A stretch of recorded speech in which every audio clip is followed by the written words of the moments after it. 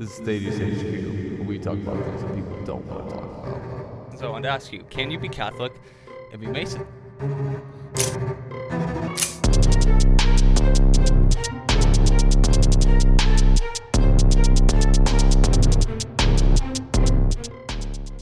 Hey guys, welcome back to Thaddeushq. Today we have a very special guest with us, Father Ward, Father Josh. Got the Padres on the set. I have a question for you. Okay. So, Heard a couple different things, and according to some other people, apparently Masons are fine if you're Catholic and you're Mason. Oh boy. However, I've heard some different things from you guys, and so I wanted to ask you, can you be Catholic and be Mason? Well, the short answer to that is no, and the long answer is just no with some explanation. All right. So why? What's the issue with being a Mason and being Catholic?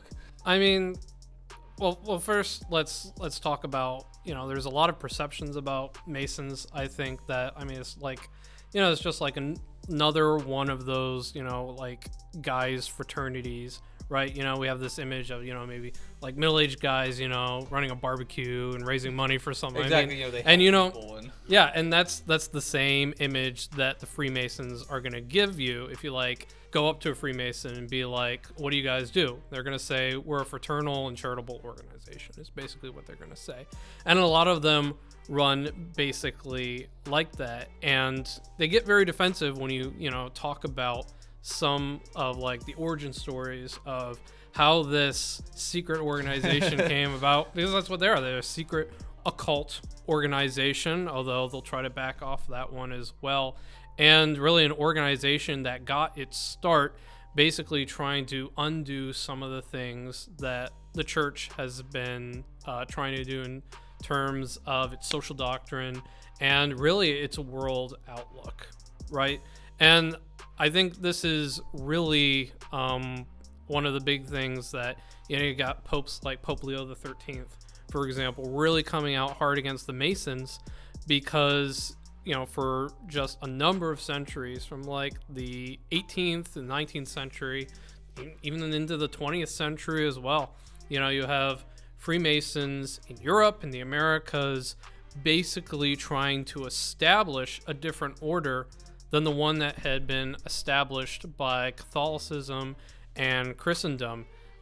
You see Masons very active in the American Revolution and the French Revolution, the Mexican Revolution, the Cristero War, basically. So you see, they were not on the side of the Cristero. Oh, that's what I was about to say. That's a good like, that's a good caveat. Talking about like with Vivo Cristo, right? And everything. Yeah. So like what were they doing? Like financing the other side, or like how are they involved in these wars? So the Cristero War, maybe some of our viewers are very familiar with the story of Jose Sanchez de Rio, a little kid who got himself martyred because he would not say that Christ is dead. He would not abandon his faith. He died saying Viva Cristo Rey, just like Blessed Miguel Pro, right?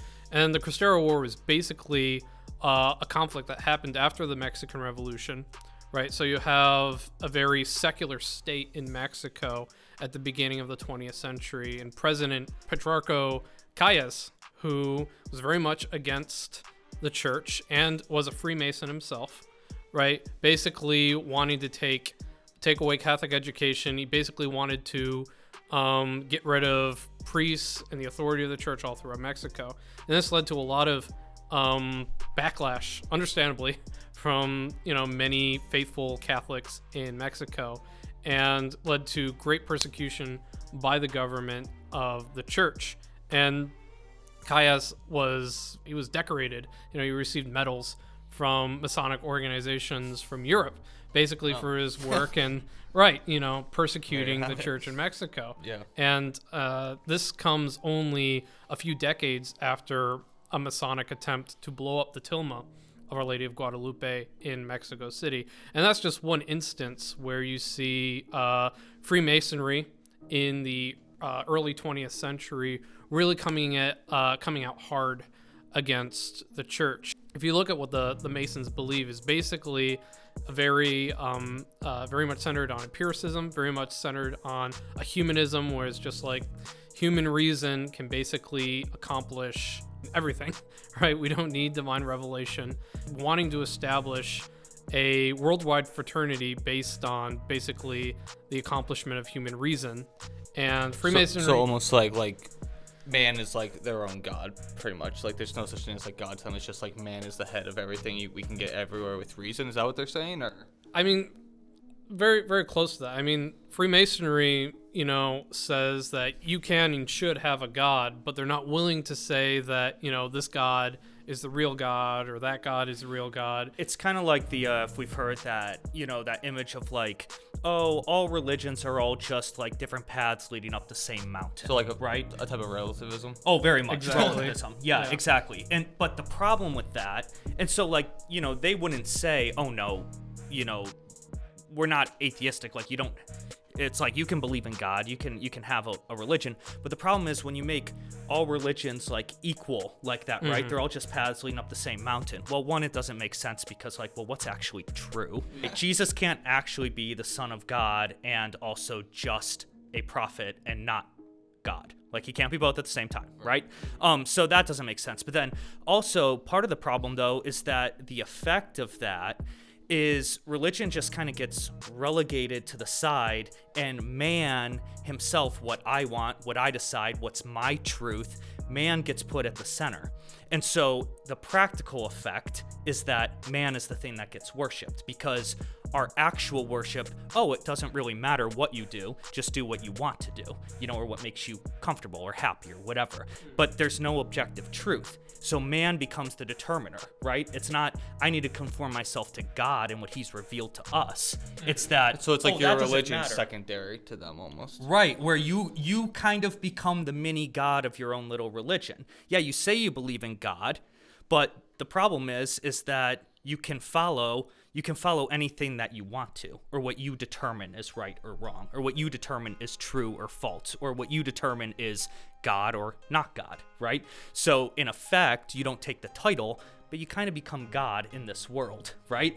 Yeah. And I think part of the problems, obviously this doesn't mean that every single individual who's ever joined like the Freemasons thinks exactly this way, but what we're highlighting is it's more like goals and philosophies of the Freemasons in general, right? As organizations. And I think I think there's kind of two major issues. One, and Father Nick can probably speak to this a little bit more, but one is that there has been and still is a pretty big influence of the occult Right. in Freemasonry. That's what I wanted to ask you. Right, and we can talk about that later on. And the other one, which we're getting into a little bit more now, is also, even without the occult stuff considered, the philosophies. The philosophy that Freemasonry, buys into and promotes is one that is actually directly at odds with the Catholic Church and with Catholic philosophy. And so on one hand, you kind of have the occult stuff. On the other hand, you have, well, what's this philosophy and way of thinking and way of living that they're trying to change the world to embrace? Well, that's directly at odds with the church. So one of the big ones, like you mentioned, empiricism. Empiricism basically, the only knowledge we can have comes from what can be scientifically proven. So what it is it's the complete, really denial of any ability to know the spiritual. It's like everything of the supernatural they kind of just like push aside. Right. Now, they wouldn't say it's pushed aside, but, in effect, if you can't actually know that or claim, well, we don't know that, then you're never really, it's not going to have an influence on your life. And that's the natural progression when you place human reason at the top. Exactly. Right? Like theology, the knowledge of God, divine revelation, that's the top of truth, right? But when you say that human reason can accomplish that better than the revealed truth, then you have a problem, and that's directly contrary to the spirit of the gospel, where Jesus says, go make disciples of all nations. Jesus makes it pretty clear, right, that he is the one who unites all humanity, and the gospel is what we can all gather around and realize as the truth. Jesus says, I am the way, the truth, and the light. And when you say that the way, the truth, and the light is basically natural law, philosophical, humanistic principles that come out of the Enlightenment, then you're basically eroding everything else by doing that. You're taking God off the top, you're putting this thing at the top, and it's not a sustainable model because only God is absolute truth, right? Right. I mean, so some of the effects, what do we see? And we're seeing this in society now, right? Absolutely. Is that when you do that, when you kind of, deify, if we can say, human reason, where human reason becomes Exactly. God, right? The problem is you end up losing reason altogether because you end up with relativism. You know, and we hear that just in popular phrases. Well, that's your truth. This is my truth. Right. Like, that makes absolutely no sense at all. Right. But like, that's the problem, is because if my reason is at the pinnacle of my food chain, you know, my food pyramid, and your human reason is at the pinnacle of yours, well, I mean, what happens if they disagree? Well, as long as you're not hurting me and I'm not hurting you, we'll coexist or something. Like that's a problem, you know, because we don't have people living in the way that we were actually created to live. We don't have a sense of conforming ourselves to the truth and to reality, you know. Another practical effect of this is so you have like things like socialism or communism, right? I mean, in one sense, it sounds like great ideals. Like we want to put humanity in the service of the community first, right? The needs of the group, right? Which sounds really good, but what we've seen with the practical effects is what, in the 20th century is actually what you end up losing is you lose human dignity. St. John Paul II pointed this out, so much. People become just cogs in the machine that then human life was like, it was never cheaper than when it was under communism, right? Human life and human dignity. And so it's like this idea of kind of focusing on man and on human beings, and it sounds really good, but the problem is the very goods that they're shooting for, they end up losing, And I think we've seen that in the last century, the 20th century, and even going into ours now, is that this is the problem when that proper order gets flipped. Like Father Nick was saying, when God is removed from the top, well, it's a project that can't last. And the very things it's trying to elevate and protect and show the goodness of, it ends up losing because really God, if you miss... Well, if God's not the center, it's going to fall apart. Exactly. So what you guys are saying is there's kind of like two main reasons with the Masons and stuff why we disagree. So one is like the whole ideology behind the organization, and then the second one you guys were saying was the occult. Yeah. So what's with that? So explain. And there are lots of secret societies, organizations that have their own like secret rituals and stuff like that. And what makes them a cult is that there is a basically a cultic or sacramental way of encountering God. That's basically, the rituals, prescribed by the church, right? And when you start branching off, starting to create your own rituals or start trying to do like your own thing, I mean, it's like playing with fire, right? I mean, you're opening paths and channels and dealing with things, basically using something or like ritual for something other than its intended purpose, which is the worship of God, right? The worship of God. So you have these secret organizations, with their own rituals and stuff like that. Is very, very dangerous. It's like tarot or the Ouija, right? Is these basically when man engages in cultic practice, he's opening a channel of communication, right? When we worship, we're opening that channel of communication with God. But if you're not opening it with God, what are you opening it with? Right. And if you're not doing it in the way that God prescribes, right, you're going to run into problems as well. And so when you have these organizations that that have these cultic rituals, so on and so forth, I mean, it becomes very dangerous. And one of the things that I've heard that exorcists have to deal with is the fact that Masons have these, they're called like blood oaths, basically, that you have to swear to secrecy of some of their rituals. Basically, you can't give away any of the secrets, or else this, and this, and this. And they say if you break this, then it's on you and it's on your family, basically, right, to try to get you to hold to that oath. And so when people break these, sometimes they or their family, strange stuff starts happening to them. And notice too, it's kind of, I mean, obviously, like if what we're saying is that if this is opposed to like the church and to God, then obviously in some way the evil one's behind these things, right? He's behind anything that's church, it's the devil. Right. But notice the brilliance of that, right? Because if you're joining a group whose kind of main emphasis is really kind of cutting the knees off of the spiritual and the supernatural, it doesn't really matter, kind of relativizing it. It all just kind of becomes more like fairy tales. And then opening up doors, because why? Why can we open up these doors? Oh, well, it's just, it's part of the ritual that we do. Right. Well, of course the evil one's kind of behind that, because he gets you to kind of relativize it, so you don't really care that much about God. And then you're open more to opening these other things, because it's all kind of a game, right? It's all a game. It's all a ritual, right? Right. And it's like, no, it's not. And part of the danger is that, if you are like, an empiricist, rationalist, sort of person, you believe like, well, these rituals don't have any power.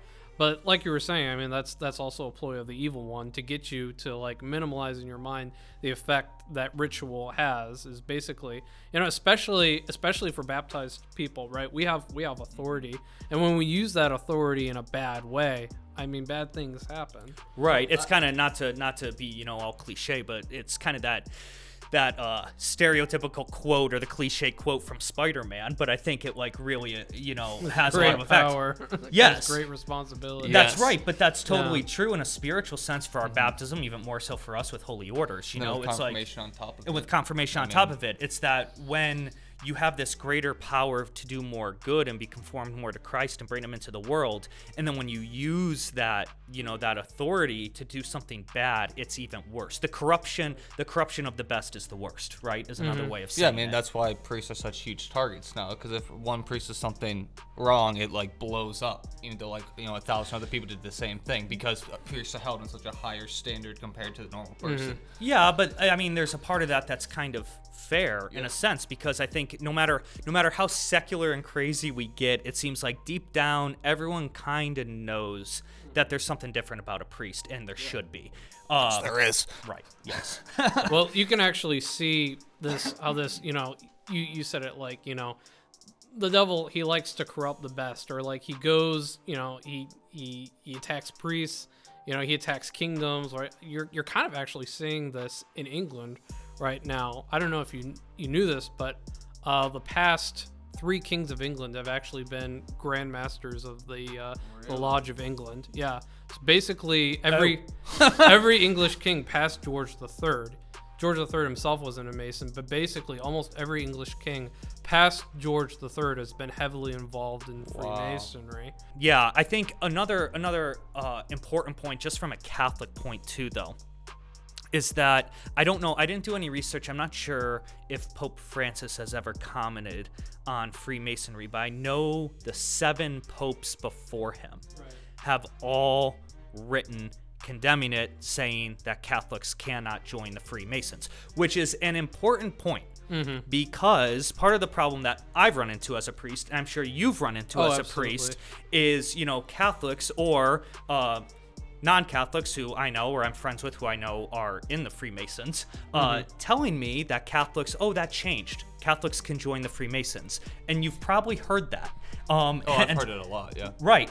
It's not true. Well, the thing is Freemasons have always invited Catholics to be one of them. It's part of their goal, basically, is to infiltrate and to get every society basically to realize the importance of their goals. So you've always had Masons encouraging Catholics to join them, right? And these Catholics, have characteristically often tried to affect the church, with the goals of their new organization in mind, right? But I mean, the goals of Freemasonry and the goals of Catholicism are very different in that, like we've been saying, like the thing which is going to unite us is Christ.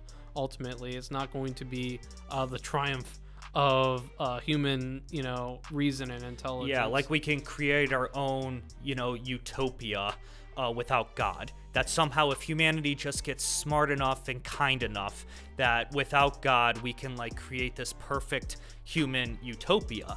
That's gonna work real well. No, it's not, and as Catholics though, and I think this is important to have this conversation because part of the problem is that those Masonic principles or ways of thinking or philosophies, right? And it's really a lot of the philosophies of the Enlightenment.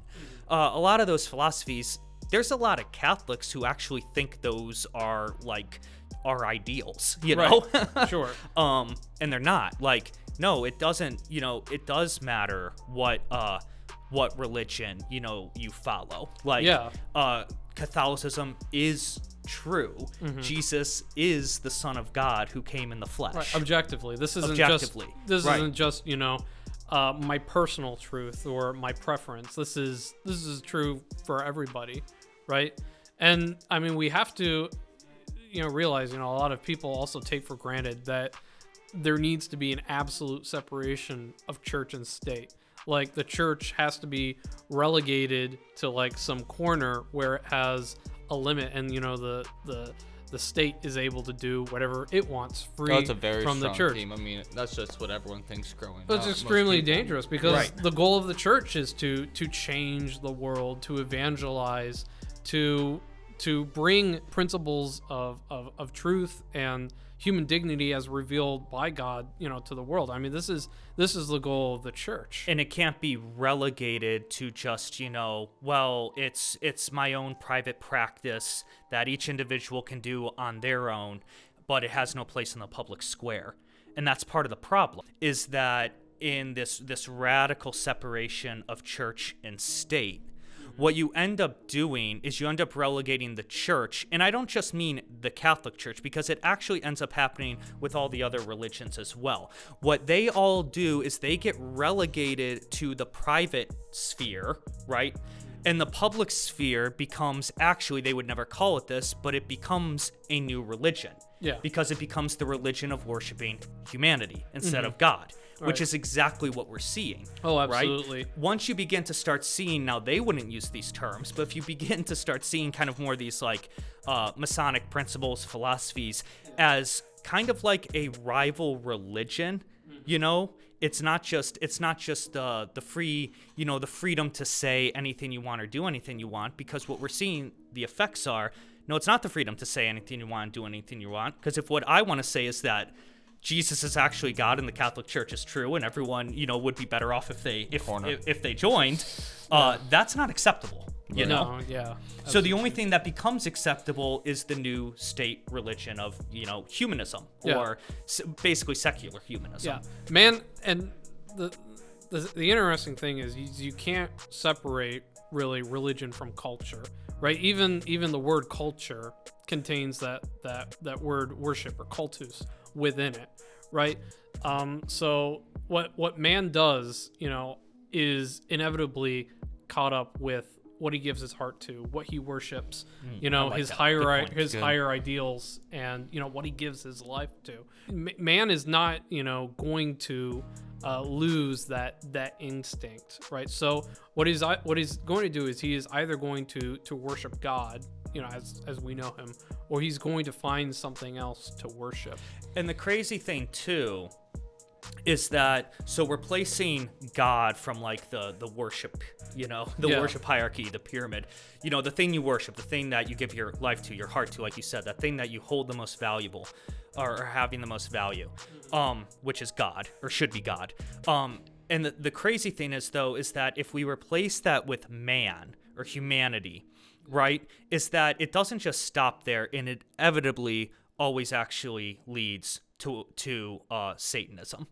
Because we're not the most powerful things on the block, and so you see this, like, as man tries to get more and more power on his own separate from God, he turns more and more to the powers of the world, right? Oh yeah, and I guess that would make sense why the Freemasons do end up leading Especially- into the occult. especially at the if- higher that's what you're levels. saying, yeah. Right. So I had a question that it's kind of rewind a little bit, but you talk about blood pacts or blood oaths and stuff. Yeah. So as Catholics, are Catholics not allowed to do any sort of blood oath or anything? So- Oh no, I just think it'd be interesting to hear what you guys.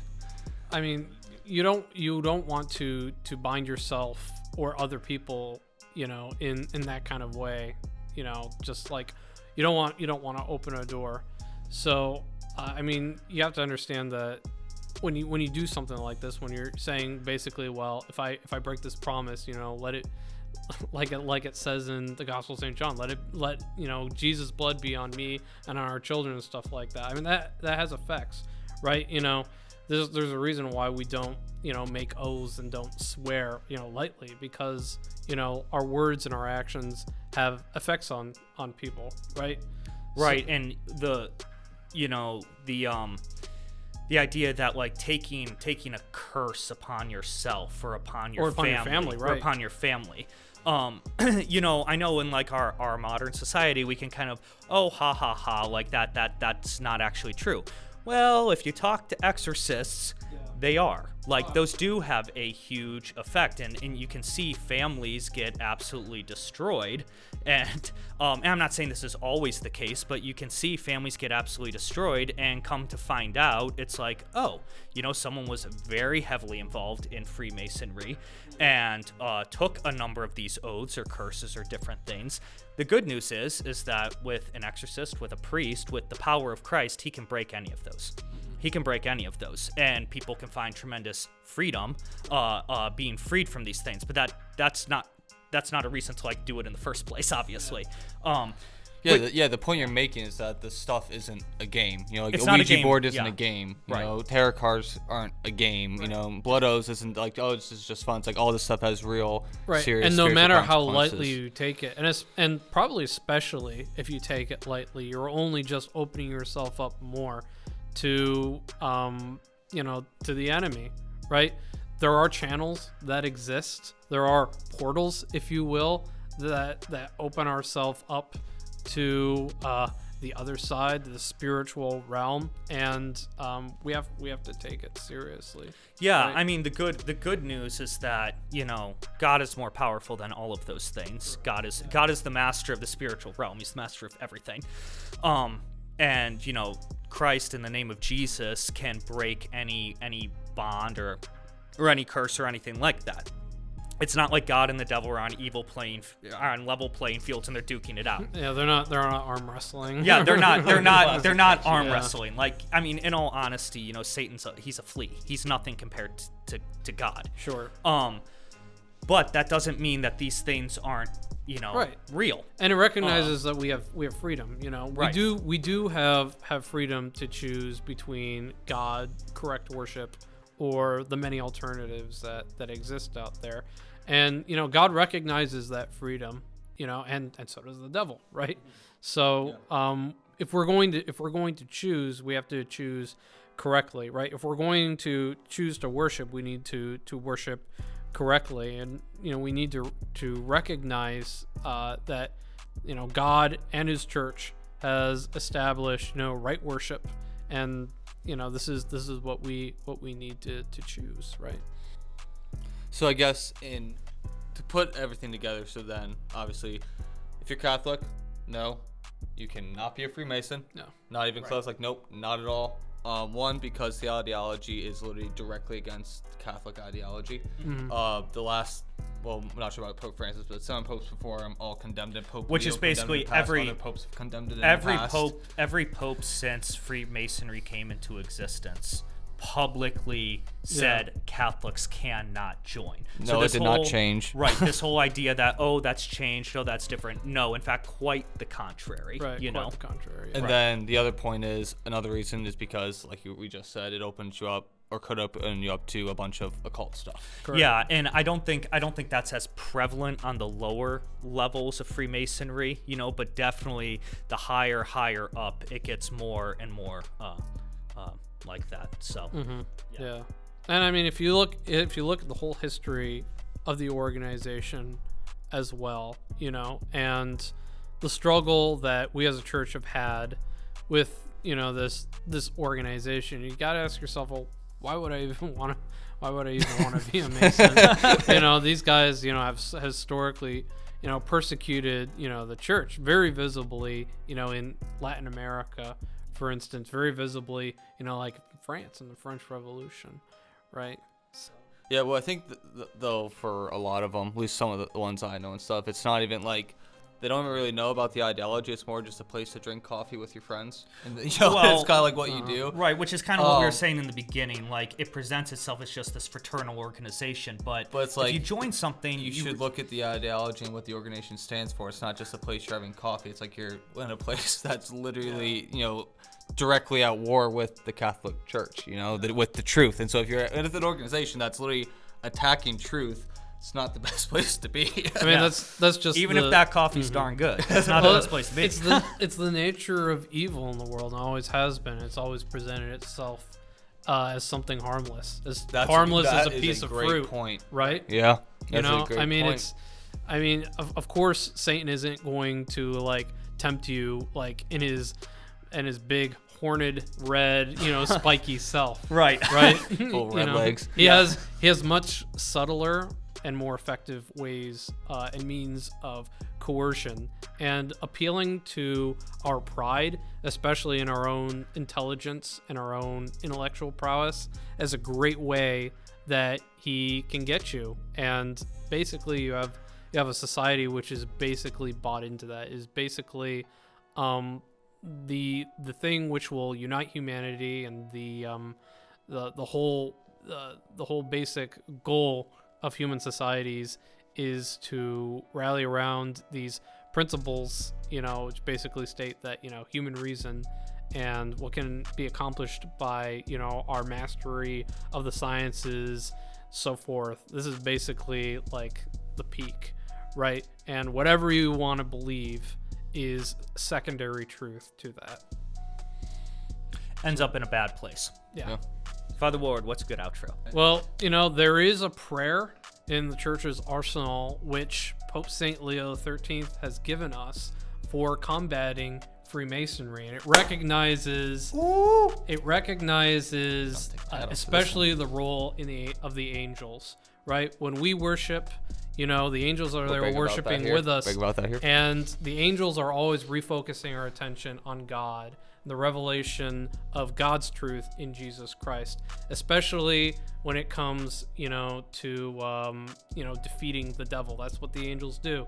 They beat down on the devil, and they prevent him from coercing us, from fooling us, right? And who is the head of that heavenly army? Saint Michael the Archangel. So, in the name of the Father, and of the Son, and of the Holy Spirit, amen. Saint Michael the Archangel, defend us in battle. Be our protection against the wickedness and snares of the devil. May God rebuke him, we humbly pray.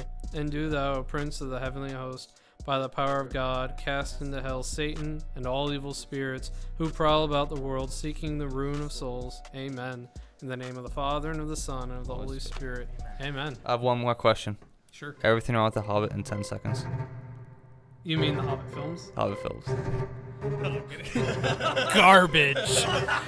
Garbage.